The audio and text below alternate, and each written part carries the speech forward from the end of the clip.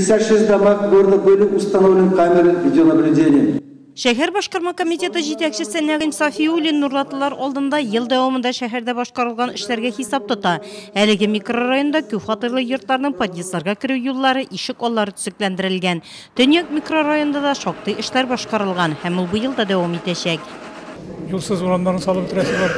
Весенний урамы, Березовый урамы, аннары Бәхет урамына асфальт саласы бар. Канализация коллекторын йортларга таштырып бетерәсе бар. Аннан урыны белән су кертәсе бар, газ кертәсе бар. Коммуналик трак милекчеләре ширкәте карамагында 33 күп фатирлы йортлар, шуларда 2000-гә якын кеше яши. Подъездларга ремонт ясалган, яктырткычлар урнаштырылган. Башкарылган эшләр моның белән генә шикләнми. Капремонт эш думда булачак, Ленинградский бер һәм эш. Безнең самый больной Ленинградский микрорайонда тора инде безнең халыкка кибет юк. Менә һәр кибет төзелеп бетә, Алла теләсә, шушы кибет ачылгачтын халыкка җиңеләер инде, аннан соң тротуарлар кайсы бер җирләрдә юк бит инде, алар буенча да.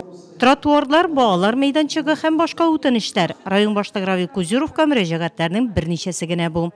Мы в этом году на 896 миллионов рублей мы провели инфраструктурные мероприятия. Почти на миллиард, на 300 миллионов больше, чем в 2016 году.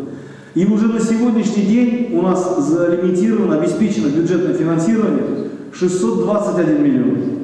Плюс к этому мы будем изыскивать дополнительные источники. Масштабная работа по дорожному строительству она будет продолжена.